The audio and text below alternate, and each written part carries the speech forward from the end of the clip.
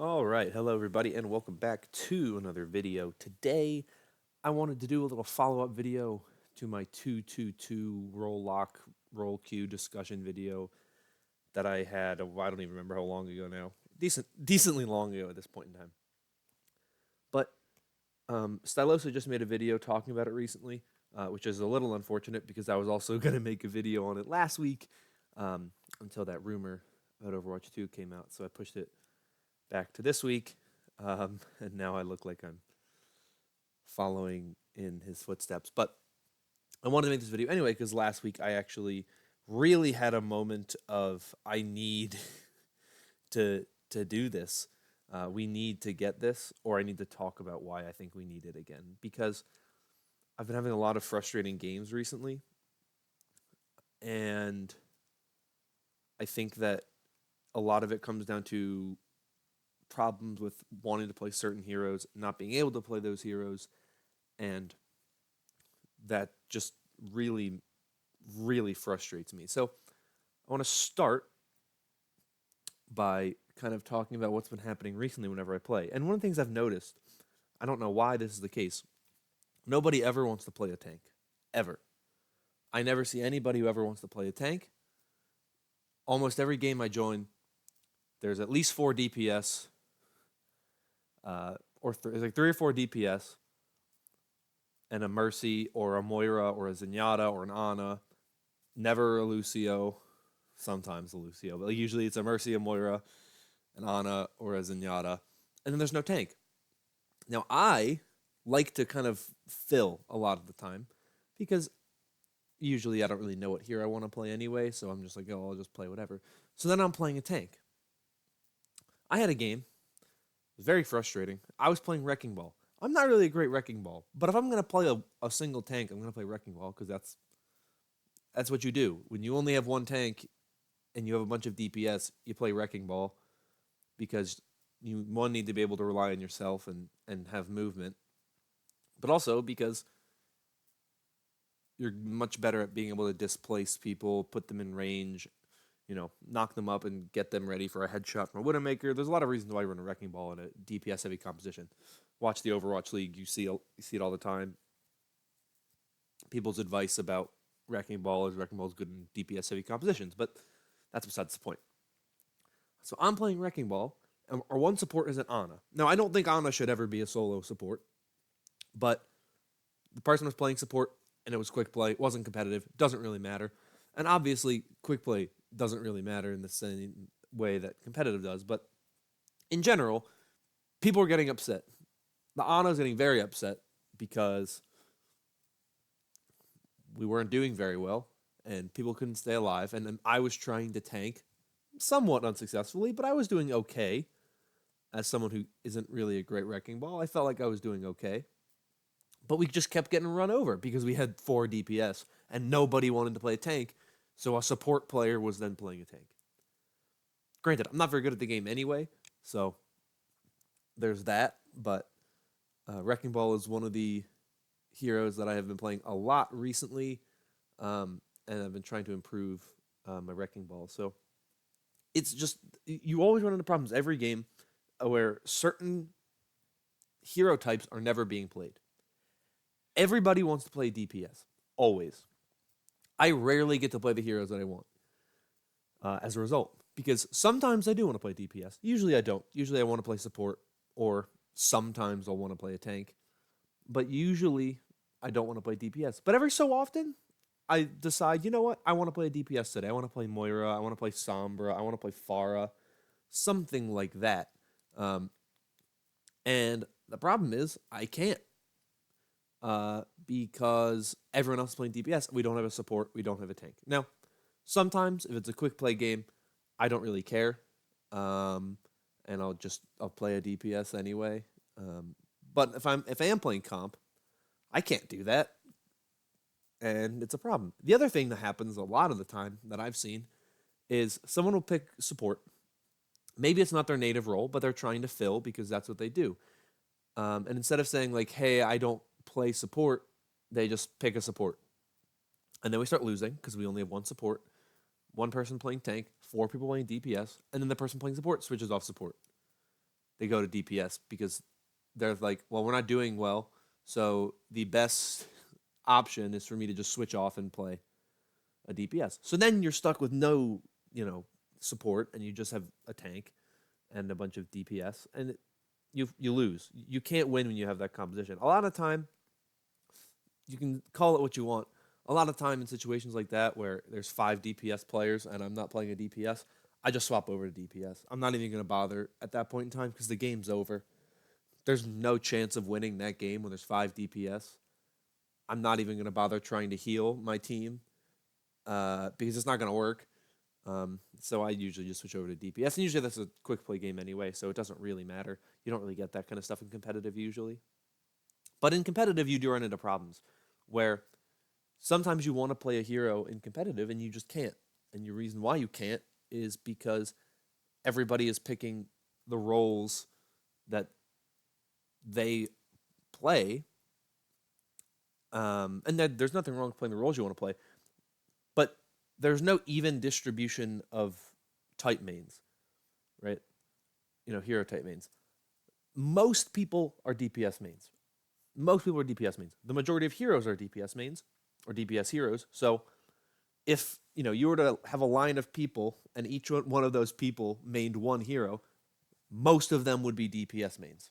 Half of the roster is DPS.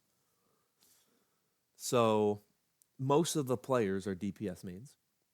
So every game you join, you have people who just want to play DPS. And then they're like, oh, well, you say, hey, can you switch to this type? Can you switch to this type of hero? And then they're like, no, I'm not good at that type of hero, which is understandable. If you're not good at a type of hero, then you shouldn't be playing that type of hero, I think. But if you are good at that type of hero, right? If you can play a support or you can play a tank pretty well, but you just want to play a DPS, you're not helping your team out. And it's a problem that I think is not something that's going to be very easily solved. And while I think 2-2-2 role lock would definitely help this situation because every game you would go into, you would know that you were going to have 2 tank, 2 support, 2 DPS. There are some issues with it in reality. One of the issues that you run into is there are going to be players who just leave the game if they don't get DPS. They're going to want to play DPS. They're just going to leave if they don't get it. Now, that's something that'll happen no matter what you do, no matter how long you have that as a part of the game. But I think that's something that over time would diminish because people who just wanted to play DPS, well, they probably would either stop playing the game or they would just start playing other roles because they knew they were like, oh, well, my chances of getting DPS aren't as high anymore, so I'm just going to run tank or support, whatever I need to. And the other thing is, eventually over time, that would be the kind of feature that people would they would know. I mean, people talk about the days of Overwatch when Overwatch was you could have any number of any hero on your team. And that was insane. That was ridiculous. I remember playing with my cousins, playing some Overwatch like that, and I was like, this is weird. Why do I have like 3 Bastions on my team? But we don't have that anymore because it was a bad thing. So if you were to add role lock, I think you run into a thing where, there's some good and some bad with adding role lock because you're going to have people who don't want to play a tank or a support. And you lose some of the flexibility that makes Overwatch what it is. I think the role lock, in general, I think the role lock should not necessarily be 2-2-2. I think you can choose if you want it to be 2-2-2, if you want to like basically start a game the same way you do for LFG, and you kind of say like, I want my team to be 2-2-2, and it'll kind of make that a thing. But I think in general, your team should at least be forced to have a tank and a DPS, or a tank and a support and a DPS. I think it should be at least 1-1-4. Ideally, you could have 2-2-2 every game you play. But at least if you make it so it has to be 1-1-4, you don't run into problems of having games where you have 5 DPS and one person trying to heal. And even if you have 4 DPS and 1 tank and 1 person trying to heal, it can be a problem. But then you know at least there will be a healer in your game. And that way you also have the ability to run some of those more flexible compositions. And if you were to do that, goats wouldn't be a thing anymore because you'd have to have at least 1 DPS hero. So the only type of goats composition you would be able to run would be the somber goats. That's the only type of goats you could run. Now, if they were to add this, 4-1-1 lock or just locking where you had to have at least 1 of each hero type, if they were to do that, I would assume somber goats would become the meta in the Overwatch League. Um, I don't know. A lot of teams like to run the somber goats. A lot of teams don't like to run the somber goats. You have just kind of a mixed array there. But I just think that you need to do something, and it's a problem that is hard to address. And I understand it's hard to address. You cannot perfectly do this because you're going to have players who do not want to play anything other than DPS because that's what they're good at. And they are playing a shooting game because they want to play a shooter. And that's not really what Overwatch is, but you're going to have people who that's what they see it as. They see it as this is Overwatch, this is a shooter, and I'm playing a shooter instead of a team-based, cooperative shooter. Because if you have someone, who their history is with Call of Duty or with Halo or with Battlefield, those games, you're not really, there's no strategy to them really. Like not, the average player. I mean, even in Overwatch, even when you have a game where there's not really anything going on, it's all teamwork and coordination. Just because you have bad teamwork and coordination doesn't mean there isn't teamwork and coordination. You're still doing things together as a team. You're pushing together. You have your support healing you or damage boosting you.